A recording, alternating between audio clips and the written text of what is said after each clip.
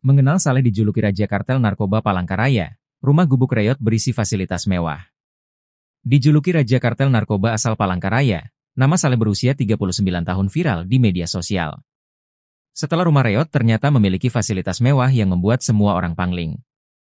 Lewat video diunggah sejumlah akun ex-Fambeling pada Senin, 23 September 2024, lalu.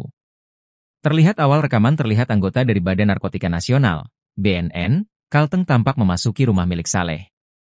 Lokasinya berada di Jalan Rindang Banua, Gang Akhlak, Kelurahan Pahandut, Kecamatan Pahandut Palangkaraya. Tampak luar rumah Saleh terlihat seperti gubuk reot. Bangunan tersebut berada di bantaran sungai. Untuk pergi ke sana, petugas BNN perlu meniti jembatan kayu kecil. Namun siapa sangka setelah masuk, siapa menduga gubuk reot itu memiliki beragam fasilitas mewah mirip hotel berbintang. Ada juga kasur, TV, lampu kristal, toilet duduk, shower hingga bathtub. Ada 5 rumah dihubungkan jembatan kayu yang membentang di lokasi tersebut. Saleh tak sendiri tinggal di kerajaannya, di antara rumah-rumah itu ada tempat tinggal para pengawalnya. Melansir tribunjatim.com, Saleh atau nama lainnya Salihidin berhasil ditangkap pada Senin, 2 September 2024, kemarin.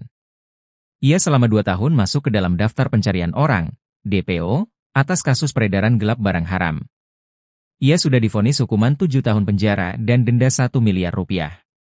Saleh diketahui mendapatkan julukan Raja Kartel Narkoba Puntun, Palangkaraya. Dikutip dari Instagram info_provinsi_Kalteng, Saleh melarikan diri pasca putusan kasasi Mahkamah Agung tanggal 25 Oktober 2022 lalu. Ia kemudian melarikan diri ke Samarinda 6 bulan lamanya. Lalu berpindah dari hotel satu ke hotel lainnya. Setelah merasa situasinya aman, ia memutuskan untuk kembali ke gubuk reotnya. Setibanya di kampung halaman, ia kembali melakoni perannya sebagai bandar barang haram.